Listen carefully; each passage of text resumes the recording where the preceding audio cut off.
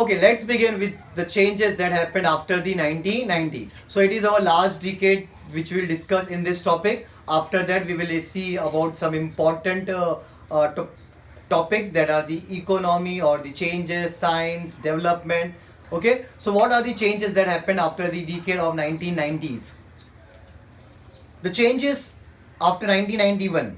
The year 1991 is held to be very important in the history of world as well as India. You remember as we earlier discussed that previously the Russia was a part of the Soviet Union, that breakdown, and that happened because there was the end of Cold War. What was the Cold War? We will discuss and we will learn this topic in the first chapter of the political science. So right now just remember about it.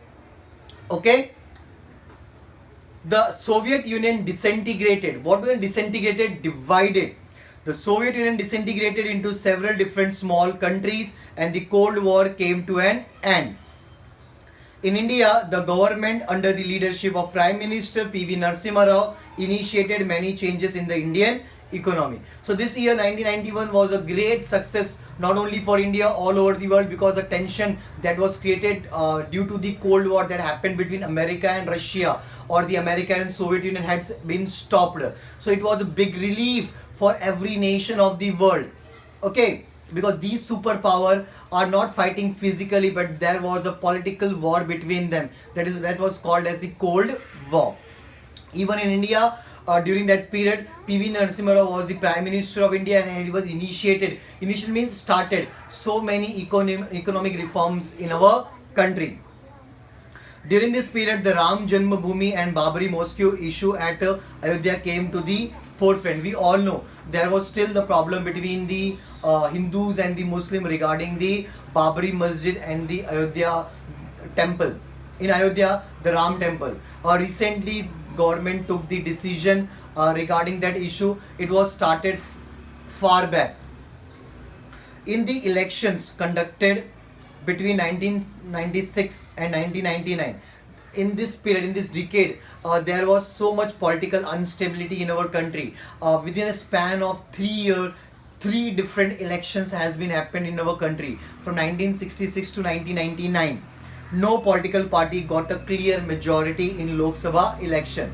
We know the meaning of clear majority. When a single party got majority or the more than 50% of seats, it is called a clear majority. But it doesn't happen. What then political party does? They took the help from the different political party and made a coalition government. Right? This resulted in three governments in a short span of time. In 3 years, we had seen three different governments. In short span of time means in a short period of time. Those led by the Prime Minister. In this 3 years, three different Prime Minister has been elected. They are Prime Minister Atal Bihari Vajpayee, H.D. Deve Gowda and Inder Kumar Gujral were amongst them. Finally, in 1999, the National Democratic Alliance, that is NDA, came to power under the flag of Bharatiya Janata Party, and Atal Bihari Vajpayee became India's Prime Minister. So after 1999, a formation of group called NDA. The full form of NDA is National Democratic Alliance, has been formed up with a team of BJP. Okay, and the team of Congress is called as UPA, United Progressive Alliance.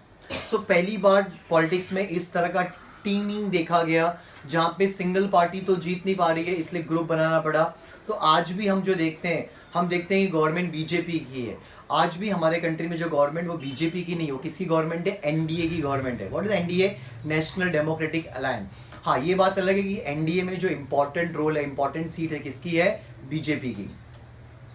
Atal Bihari Vajpayee tried to establish dialogue. What a dialogue talks between India and Pakistan. Atal Bihari Vajpayee tried to establish a dialogue with Pakistan but was not successful. India conducted a number of nuclear tests in 1998 and declared herself as an atomic power. Remember, first time we did the nuclear test in 1974 and second time we did in 1998 under the leadership of Atal Bihari Vajpayee. If you all had seen the movie Parmanu, right? The story of the nuclear test has been clearly described in that movie called Parmanu.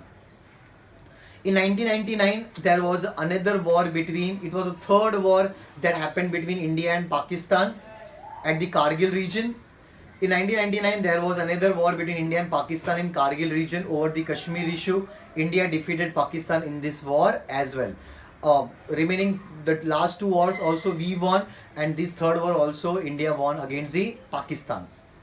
Now let's talk about the Indian economy. What are the changes that brought in the Indian economy after the independence? Right from the independence, the modernization of economy, economic self-sufficiency and social justice have become the characteristics of Indian economy. These are the important points that our government had followed right from the beginning after the independence. India wanted to acquire modernity and self-reliance by establishing industry. India thought to become a modern nation, self-reliant. What is self-reliant? Self-dependent with the help of industries. And we had given more priority to the industries in our country. If you remember, we had learned these topics in 8th standard.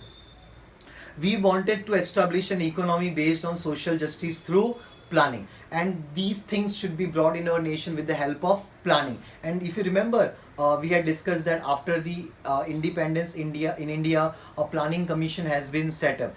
The work of the planning commission is to bring change in different fields. For this, the National Planning Commission was established that would coordinate development through the policy of 5-year plan.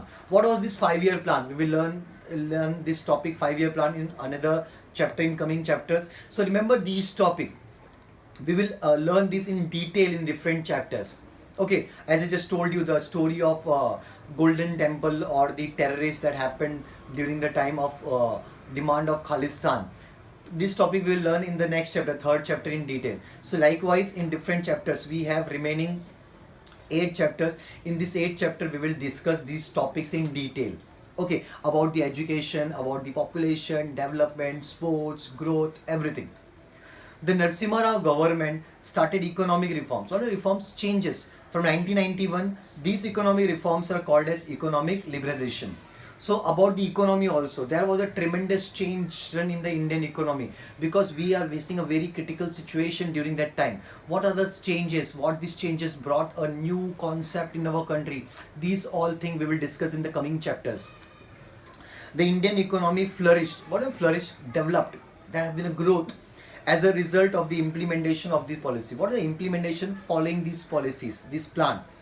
The foreign investment in India increased, and due to the growth that happened in our country, due to that, foreign investments also increased in our country. What do you mean foreign investment? When foreign companies coming forward and they invest in our countries.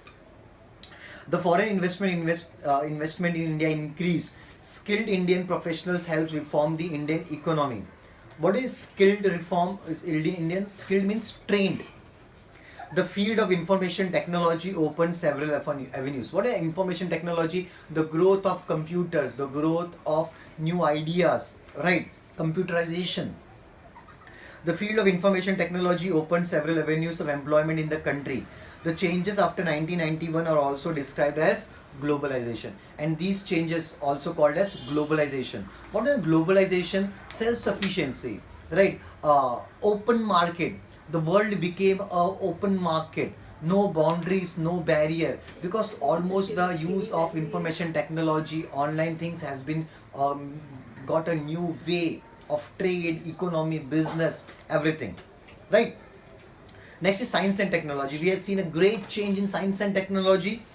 2 major events, that is the White Revolution and Green Revolution. Green Revolution brought in the terms of agriculture, and White Revolution brought in the production of milk. That brought a change in our country. 2 major events must be mentioned while describing India's effort towards self-reliance. What is self-reliance? Self-dependency. So we thought our scientists or our technicians, our government thought to be self-sufficient so that we don't be dependent on any other country or any other resources, maybe in terms of food grains or in maybe terms of milk or other things also. Dr. M.S. Swaminathan is known as the father of Green Revolution. In 1965, he implemented new scientific agriculture techniques and increased the production of food grains. The experiment in cooperative dairy movement by Dr. Verghese Kurian led to increase of milk production in India, and this is called as White Revolution, right? India had also made a lot of progress in the field of atomic energy and space research. Dr. Homi Bhabha laid the foundation of Indian atomic power program. In our country, atomic energy power program has been started up or controlled by the it has been innovated by the Dr. Homi Bhabha, right? He was the he is also called the father. India insisting on using atomic energy for peaceful purposes like generation of electricity, pharmaceuticals and defense. What are pharmaceuticals? Pharmaceuticals related to the medicines. So we always thought to use this atomic energy in a peaceful mean. We are not against any country or any power. So we thought for our development. So we use this atomic energy for the generation of electricity, pharmaceuticals and defense. India has achieved considerable success in space technology as well. In 1975, the first satellite Aryabhat was launched. Today, India has a successful space program and many satellites have been launched under this program. We know India's ISRO has done a very good progress in the last few years. Right? We are almost comparable with the NASA. We know NASA, it's America's space agency, is the world's best space agency, but our ISRO is also considered as the topmost space agency all over the world. So there are so many space programs, so many satellites launched by the ISRO or the other agencies in our country. India has also made considerable advancement in the telecom sector. There was a lot change done in the telecom sector also, right? We can see the innovation of the mobiles or the other technologies in our country. We had started now 4G, 5G in our country, right? Changes in social field. There was a lot change in social field also. There was a great change brought in the society, right? The changes in social field. During this period, there were several major changes in the social field in India. So we had taken a growth or development in economy, industries. In the manner, there was a great change in the social field also. The society has been transformed a lot. Stop क्या हुआ?